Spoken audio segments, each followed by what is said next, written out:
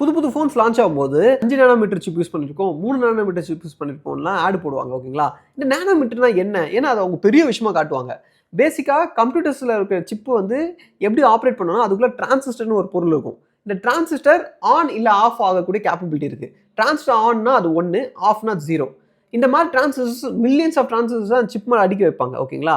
இது மூலமாக தான் கம்ப்யூட்டர் ப்ரோக்ராம் எல்லாத்தையுமே பண்ணுது. ஸோ ஒரு சிப் மேலே எத்தனை டிரான்சிஸ்டர்ஸ் இருக்கோ அதை அந்த அளவுக்கு அதிக மேக்ஸை வந்து போட முடியும், அதாவது அதிக கம்ப்யூட்டேஷன் பண்ண முடியும்.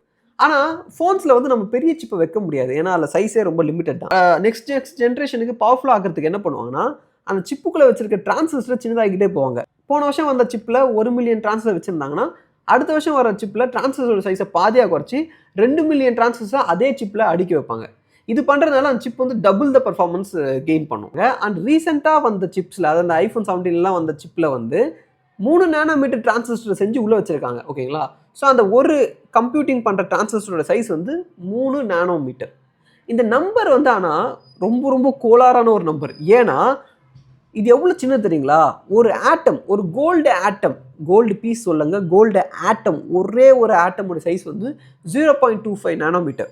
அப்படி பார்த்தீங்கன்னா ஒரு 10 கோல்டு ஆட்டமை நீங்கள் எடுத்து வச்சிங்கன்னா ஒரு டிரான்சிஸ்டரோட சைஸுக்கு ஈக்குவலாக இருக்கும். அதாவது நம்ம அட்டாமிக் லெவலில் எலக்ட்ரானிக்ஸை டிசைன் பண்ணிட்டு இருக்கோம். ஏன்னா ஒரு சில வருஷங்களுக்கு முன்னாடி, ஒரு 50 வருஷத்துக்கு முன்னாடி ரூம் சைஸுக்கு இருந்துச்சு ஒரு கம்ப்யூட்டர். இன்னைக்கு அதை நம்ம ஒரு ஆட்டம் சைஸுக்கு எடுத்துகிட்டு போயிட்டு இருக்கோம். நம்ம வாழ்றது ரொம்ப எக்ஸைட்டிங்கான டைம்ஸ். அண்ட் அடுத்த வருஷம் 2 நானோமீட்டர் சிப் லான்ச் பண்ண போகிறோம்னு சொல்லிட்டு இருக்காங்க. ஸோ இன்ட்ரெஸ்டிங்கான சயின்ஸ் அண்ட் டெக்னாலஜியை பற்றி இன்ஃபர்மேஷன் தெரிஞ்சுக்க நம்ம சேனலை மறக்காமல் ஃபாலோ பண்ணுங்கள். தேங்க்யூ.